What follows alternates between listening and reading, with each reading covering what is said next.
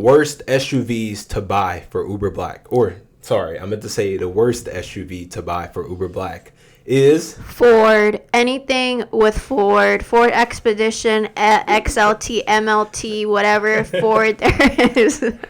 She hate Ford. And quick story time for y'all. Before we even bought the Ford Expedition, she told me not to get it.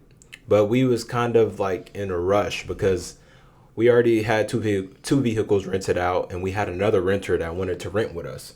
So I told her, I'm like, why not just add another vehicle? So we was like, okay, cool. We go to the dealership, and we was trying to find something fast. We found an Infiniti. We were supposed to get an Infiniti, but basically the bank told us that it's not worth it, and they weren't going to finance it because it wasn't worth it. So we had to find another vehicle. So we got approved. They just didn't want the Infiniti. So too many miles. That's what they said. For the year, yeah. So we ended up finding the Ford, which, by the way, if you live in Houston, Texas, and you are a cars salesman and you are a good car salesman that cares about people, let us know because we buy a lot of cars and we will be expanding on buying cars. Every car dealership we've ever been to has been a shitty experience. Bad customer service. And we also been to some of the most luxury car dealerships out there as well. Bad customer service. I don't know if people judge you before you walk in the dealership off clothes or how you look, but I don't know. I mean, BMW was nice. I think they were nice, but they were also fucked up because they only cared about the money. I want to do business with somebody that cares about us. Just like a quick relationship, building a relationship with somebody real quick, not about the money and stuff like that. But anyways, I feel like we're getting off topic. So we spent about an Infiniti. The bank didn't approve it, and then we ran across the Ford Expedition. Now, she found it. Because our car salesman sucked. Yeah, the car salesman said, oh, yeah, I'm going to scour the internet, yada, yada, yada. He was sending us some of the sorriest options. So whenever she found a Ford, I sent it to the salesman, and he said, oh, we can get it there to our dealership because it wasn't at their dealership. So they brought the car to their dealership, and me and her checked it out. Mm-hmm. And it was like, okay, it's cool. The inside is cool. The outside is cool. So we went with it. The car had 84,000 miles, which is not bad. Me and her, typically, whenever we buy cars for the rideshare business, used cars only. If you're buying a new car to drive people around, that's kind of crazy. So we ran across the Ford, and it was good, and we bought the car. We walked off to dealership with paying high five figures. Yes. No, it was mid five figures. So we didn't pay anything.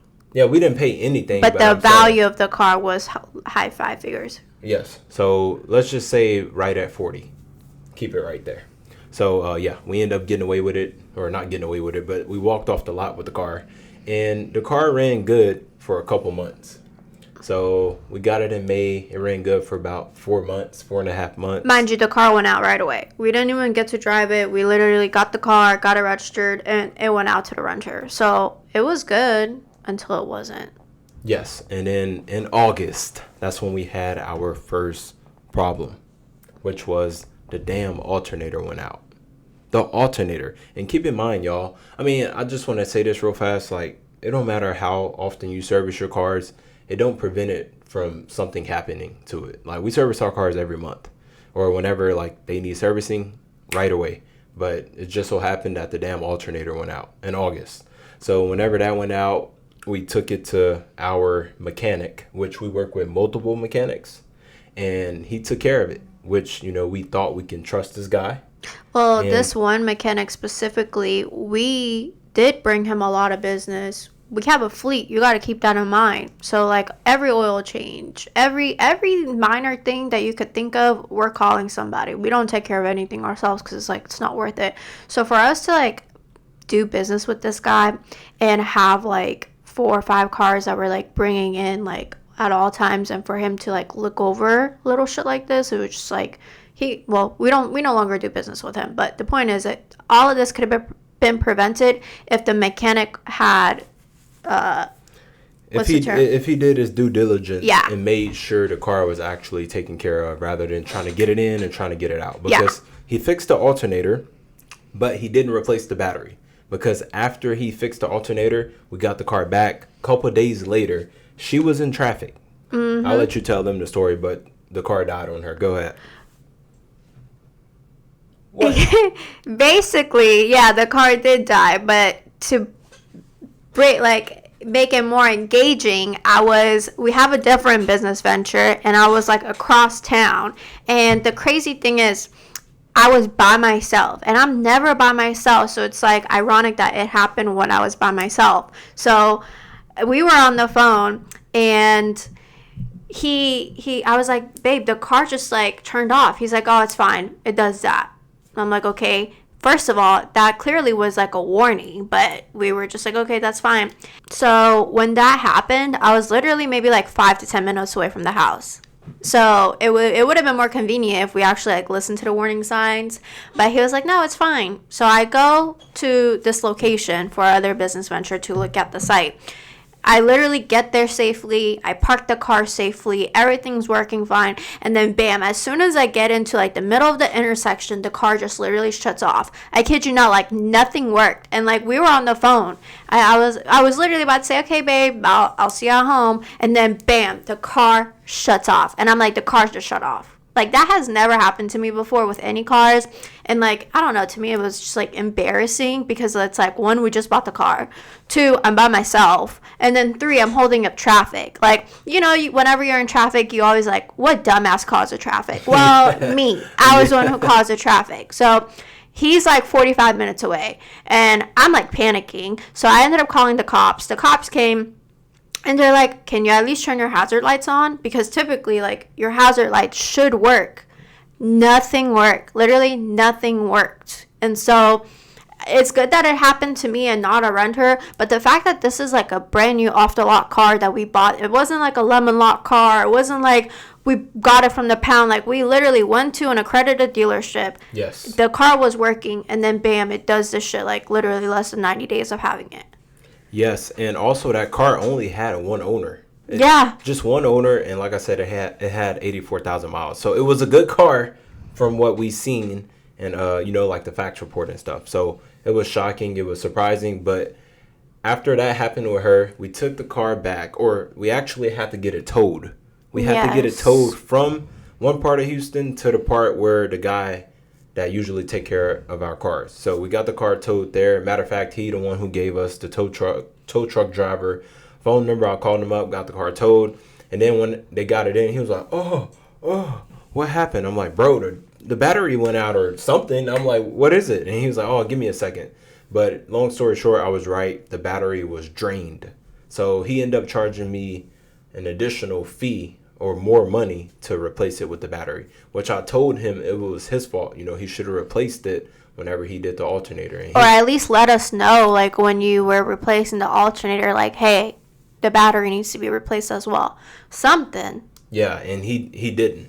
And like I said, he was like, yeah, usually you don't have to replace the battery whenever you because the alternator is the one that gives like that energy to the battery or some shit like that. Yeah, he had like a whole book of why you didn't have to replace the battery. But anyways, we've replaced the alternator, we replaced the battery, and then a couple weeks later, the damn catalytic converter go out. Literally, a couple weeks later. So the Ford gave us problems back to back. Ever since August, the Ford been giving us problems, literally. And then after that, the damn headlight went out. That just happened like literally a few days ago. Yeah, that just happened 2 days ago. The headlight went out. I'm like, bro, I'm telling her, I'm like, man, I hate Ford. But like I said, she did tell me. I told him not to get the Ford. I think that we should just learn a lesson to always listen to me. Okay. But long story short, y'all, you know, we shared these stories with y'all. Do not buy a Ford, man. Like, it was good when it was good, but when it's bad, man, it's gonna cost you. We spent high 4 figures on this car in what, a 2-month span. In 2 months. And the crazy thing is, it's like, mind you, we fired the original mechanic because obviously it wasn't a good fit. He didn't have like the best interest. But like, the point is, it's just like, it's crazy that it's like a trickle down effect of like, okay, now this is fixed, nothing should go out. Everything looks good, everything looks clean, and then all of a sudden, we come back 2 weeks later with the same car, which, I mean, we have a good mechanic now, and he takes care of everything and works with us with, like, the pricing of it, because in the last 2 months, we spent a lot of money at his shop. But point is, if you want a reliable car, if you want a longevity car, do not get a Ford. I am a avid Ford hater, so. And like I said, it's always, because we got to be careful, because it is like an experience. Like, people watching this video probably be like, oh, I never had problems with my Ford Expedition. Yeah. That may happen, but from our experience, it wasn't good. And we also read a lot of reviews about the Ford Expedition, and it wasn't good. So I know everybody's experience is a little bit different. But for us personally, we will never buy another Ford. Matter of fact, we thinking about getting rid of it now. Yeah, we were actually like, is it worth the money to fix it, or should we just get rid of it? Which we ended up keeping, just because realistically, there's other business ventures that we're trying to, like, leverage the funding for, if that makes sense. So right now in our situation, it made most sense to keep it, but with the way that it's going, it may go bye-bye soon. Yes, and we're gonna make a separate video on, the best cars for this business, as far as, like, from our personal experience, and how to manage cars. But anyways, the point is, do not get a Ford. That's the best way I can put it. The best cars we had so far, out of all of our cars, Rover. Yeah, Rover, Infiniti, and then of course Ford last. So I know, like I said, everybody's experience is different, but we just wanted to share that with y'all real fast. Yeah, and which is crazy, because a lot of people comment on his stuff all the time, talking about how Range Rovers are easily to go out and yada yada yada and yada yada yada. Or like Infinitis, they not good. But they've been treating us well. They've been, yeah, and like we actively take care of our cars though. So we take care of them, so they take care of us. But with the Ford, it don't matter how much we took care of it. It's been problems back to back. Let's just hope it's no more problems. I'm tired. We tired of putting money into this car. It's not good. But that being said, that'll be it for this video.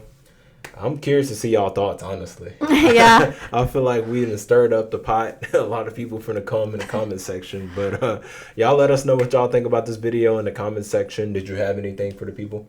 Get us to 100K. And we are actively looking for sponsors for his channel. So if you are interested or know of any small businesses in Houston that would be interested, please feel free to email him. His email is in his bio. Yes. With that being said, we'll catch y'all next video. Bye.